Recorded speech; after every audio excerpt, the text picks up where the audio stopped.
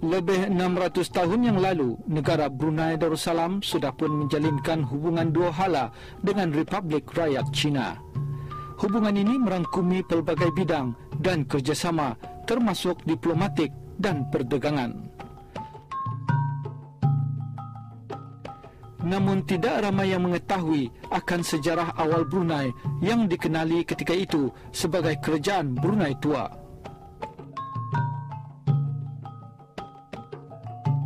Setelah penemuan beberapa kesan tinggalan sejarah dan bahan-bahan ekologi di bumi ini, barulah dapat diungkap akan wujudnya hubungan dua hala kedua negara itu. Dalam episod menjejaki sejarah hubungan Brunei-China, kali ini kita akan mengetengahkan penemuan tembikar-tembikar China di beberapa tapak ekologi di negara ini yang merupakan bukti akan kewujudan hubungan kedua negara itu.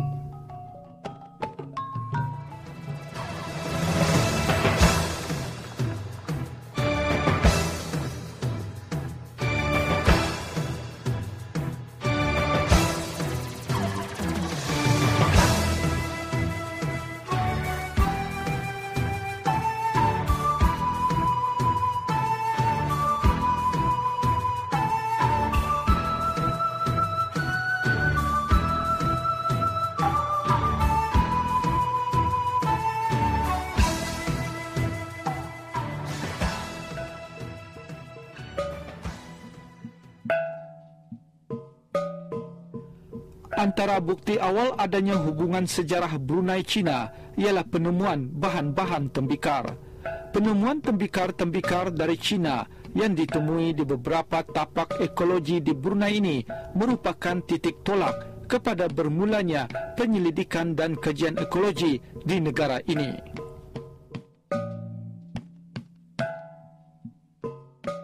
Dalam kajian ekologi yang dijalankan dalam tempoh 14 tahun yang lebih, tembikar ataupun seramik merupakan bahan ekologi yang penting ditemui di Brunei. Sejauh ini ada sebanyak 68 tapak ekologi telah kita ditemukan di Brunei, dan majoritinya adalah bahan tembikar. Dan bahan tembikar yang kita temui di 68 tapak ini adalah berasal daripada negara China. Tembikar yang paling awal yang kita temui di Brunei adalah yang bertarikh pada abad ke-10 hingga abad ke-19. Ini menunjukkan bahawa hubungan perdagangan telah kita dijalankan. Hubungan perdagangan antara Brunei dan China telah dijalankan sejak abad ke-10 hingga abad ke-19. Tembikar merupakan bahan komoditi yang bernilai yang digunakan oleh masyarakat Brunei suatu ketika dulu. Berdasarkan penemuan bahan-bahan tembikar oleh para pakar ekologi menunjukkan tembikar adalah antara bahan-bahan dagangan yang dijadikan sebagai pertukaran barang antara pedagang-pedagang Cina dengan penduduk awal Brunei sejak lebih 600 tahun yang lalu. Kesan-kesan pemerintahan, kesan-kesan pendudukan awal Kota Batu masih ditemui di sana. Contohnya tinggalan-tinggalan artefak, contohnya tembikar, kesan-kesan batu, binaan struktur batu, dan dua makam Sultan, iaitu Sultan Syarif Ali dan Bolkiah, khususnya Sultan Bolkiah yang mana masih utuh pada ketika itu. Dan maka bila kerajaan Brunei berasat bercadang untuk membina satu muzium yang kekal di satu muzium di Brunei. Pada ketika itu tidak ada muzium di Brunei. Maka kita telah berusaha, apakah di Brunei ini ada tinggalan-tinggalan lama, tinggalan-tinggalan hazanah kita dulu, sejarah kita dulu. Maka timbullah cerita-cerita daripada orang kampung, orang mengatakan di Kota Batu masih banyak tinggalan-tinggalan yang ada di sana. Contohnya yang seperti mana saya sentuh tadi, kesan pecahan tembikar, kesan binaan sebagai batu, kayu, dan kubur, khususnya kubur Sultan Bolkiah.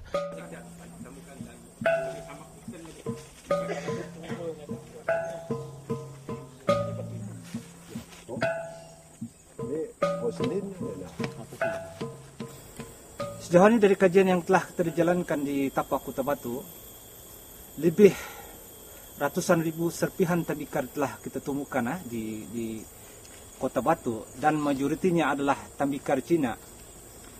Tembikar Cina yang kita temui di tapak Kota Batu adalah berasal daripada wilayah Jiangxi dan beberapa wilayah yang lain seperti wilayah Guangdong dan Fujian. Dan salah satu bahan tembikar yang paling banyak kita ditemui di sini adalah yang bertarikh pada zaman dinasti Ming, yaitu bertarikh pada abad ke-14 hingga ke-17 Masehi. Dan ini adalah contoh bahan tembikar yang kita temukan di tapak Kota Batu, yang dari jenis tembikar biru putih yang bertarikh pada abad ke-15-16 Masehi. So ini menunjukkanlah bahawa hubungan perdagangan antara Brunei dan China adalah begitu pesat, apalagi semasa pemerintahan zaman Sultan Bolkiah, hubungan dagang antara Brunei dan China begitu pesat. Penemuan yang paling penting dan amat berharga ini telah membongkar tentang kewujudan sejarah hubungan antara Brunei dan China yang sudah lama terjalin sejak berkurun lamanya. Penemuan bahan-bahan ekologi ini juga dapat menentukan masa dan tarikh bila tertubuhnya hubungan diplomatik kedua buah negara yang merangkumi pelbagai bidang termasuk perdagangan dan kemasukan ajaran Islam ke Brunei.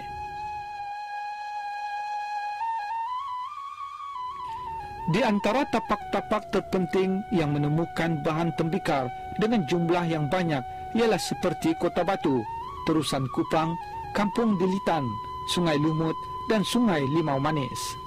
Di samping tapak-tapak daratan, bahan tembikar juga ditemui di perairan Brunei dengan penemuan kapal karam Brunei dalam tahun 1997.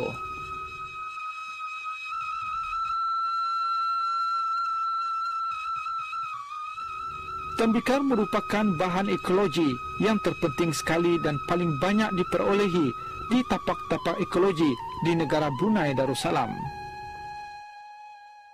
Hubungan Brunei China memang jelas banyak terdapat di Kota Batu, ya. Dan kita telah menemui banyak artefak China di Kota Batu. Di antaranya ialah tembikar-tembikar China, khususnya tembikar biru dan putih bertarikh abad ke-14 17 Masehi, iaitu bersama dengan zaman dinasti Ming. Sejak kajian dan penyelidikan dijalankan pada tahun 1952 hingga 1953 sehingga kini, di Kota Batu sebanyak 68 tapak ekologi telah direkodkan di mana bahan-bahan tembikar ditemui.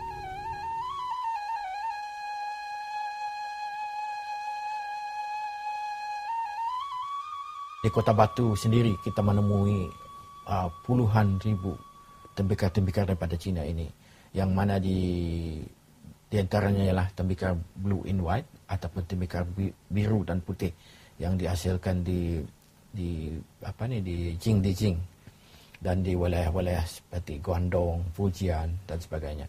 Dan selain daripada tembikar biru dan putih, kita juga menemui banyak tembikar putih, warna putih ataupun white glaze ceramik juga dihasilkan di wilayah-wilayah di China ini.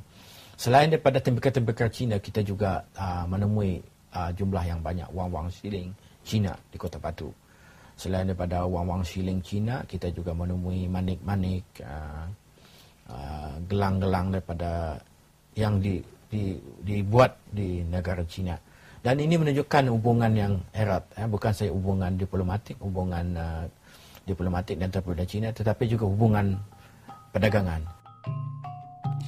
Bahan tembikar yang ditemui di negara Brunei Darussalam adalah berasal dari luar negara, iaitu hasil dari kegiatan perdagangan dengan negara-negara seperti China, Thailand, Vietnam, Burma dan Eropah. Antara tembikar luar negara ini, tembikar China merupakan jumlah paling banyak berbanding negara-negara lain dan ditemui pada semua tapak-tapak ekologi di negara ini. Tembikar Cina yang ditemui adalah bertarikh dari zaman dinasti Tang, akhir abad ke-9 atau awal abad ke-10 sehingga ke zaman dinasti Qing 1644 hingga 1912. Hasil dari hubungan perdagangan antara kedua negara, pelbagai bentuk dan jenis tembikar Cina telah ditemui di negara ini. Tembikar Cina ini dikategorikan kepada 10 kumpulan berdasarkan warna glasier kecuali tembikar batuan kasar seperti celadon, biru putih, shengpai, coklat, berglasier timah, tembikar berhias hitam, enamel dan tembikar batuan kasar. Memperkatakan tentang tembikar Cina ini, ianya adalah komoditi utama Cina untuk diekspor bagi menjalin perhubungan perdagangan dengan negara luar, khususnya Asia Tenggara termasuk Brunei, bagi menghalang pengaliran bahan logam. Sebagai contohnya, Kerajaan Sung telah melarang penggunaan wang siling emas, perak dan tembaga untuk berdagang dengan negara-negara luar. Dan pihak kerajaan telah menggalakkan penggunaan bahan yang kurang nilai dalam usaha untuk menyelamatkan simpanan emas, perak dan tembaga. Sebagai contohnya, pada tahun 1216, pengisytiharan telah dibuat bahawa penggunaan emas dan perak bagi tujuan perdagangan untuk produk maritim telah ditegah. Hasil tegahan ini, tembikar menjadi bahan utama untuk diperdagangkan ke luar negeri selain sutra, broket dan leka.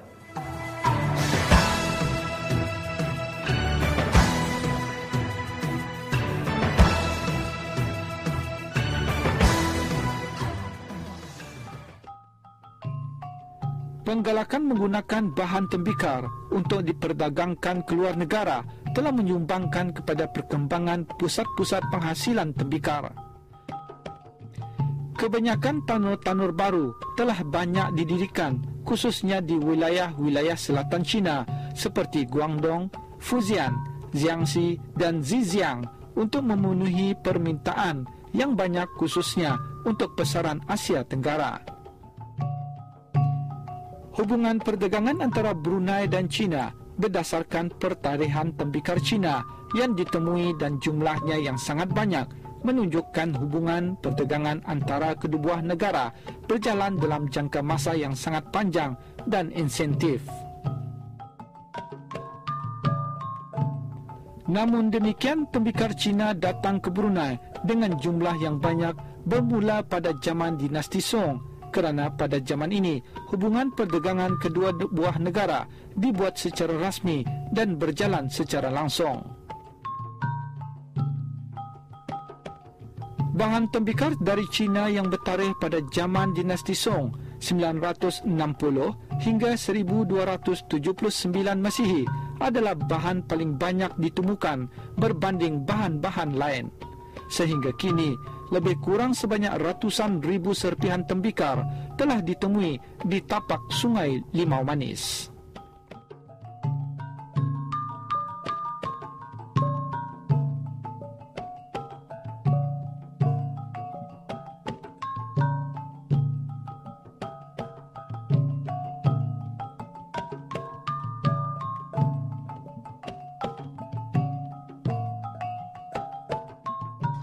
Pelbagai bentuk dan jenis tembikar Cina ditemui di tempat ini seperti seladon, cingpai, putih, coklat, berglasier timah dan tembikar batuan kasar dan sebagainya. Tembikar Cina ini dihasilkan di kawasan 4 wilayah selatan Cina iaitu Zhejiang, Jiangxi, Fujian dan Guangdong. Bagi negara Cina, tembikar merupakan bahan dagang yang penting dan dijadikan komoditi utama untuk ditukar dengan produk hutan dan laut di negara-negara Asia Tenggara termasuk Brunei. Berdasarkan penemuan tembikar zaman dinasti Song ini yang banyak menunjukkan penempatan tapak Sungai Limau Manis ini dianggarkan bertarikh pada abad ke-10 hingga ke-13 Masihi.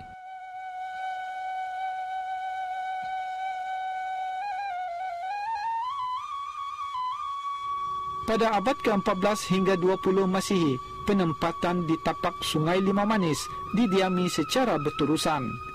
Ini dapat kita buktikan hasil dari penemuan tembikar-tembikar Cina yang dihasilkan pada zaman dinasti Ming dan dinasti Qing, serta tembikar-tembikar dari Asia Tenggara abad ke-15 dan 16 Masihi, namun jumlahnya hanya sedikit berdasarkan sebuah penempatan yang kecil.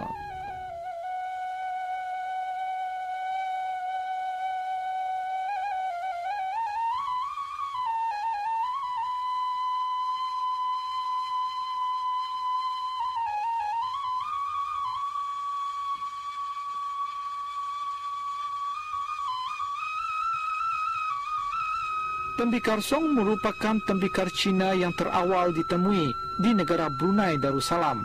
Penemuan ini menunjukkan penggunaan tembikar luar telah digunakan di negara ini sejak lebih 1000 tahun yang silam.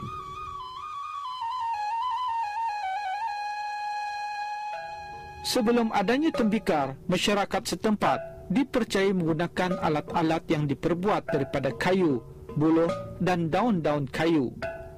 Chow Jukua, seorang pedagang dari China, ada mencatatkan dalam abad ke-13 Masihi, masyarakat di Puni masih menggunakan bahan-bahan semula jadi sebagai sebahagian kegunaan seharian mereka.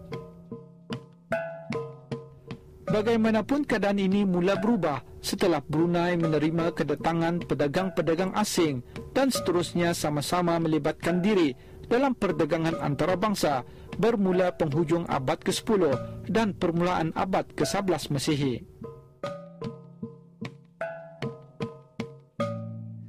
Celadon merupakan tembikar yang sinonim dengan dinasti Song.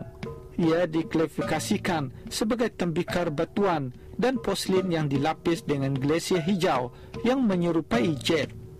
Keunikan tembikar ini telah menjadikan celadon begitu masyhur dan menjadi rebutan bukan sahaja di China, malah negara-negara luar termasuk negara Brunei Darussalam. Di tapak sungai Limau Manis, tembikar celadon merupakan tembikar yang ketiga terbanyak dikutip selepas tembikar batuan kasar dan putih. Tembikar ini dibahagikan kepada 4 jenis berdasarkan perbezaan ciri-ciri tertentu, iaitu tembikar Yue, celadon Long Chuan, celadon Yao Chao dan celadon dari Fujian dan Guangdong.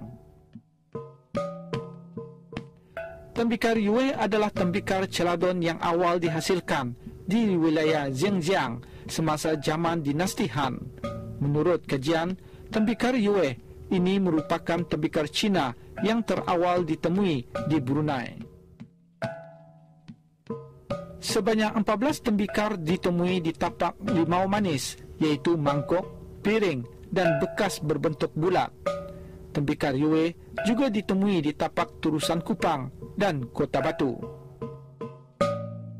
Celadon Long Chuan mula mengambil peranan dan muncul sebagai pusat penghasilan tembikar celadon pada zaman dinasti Song.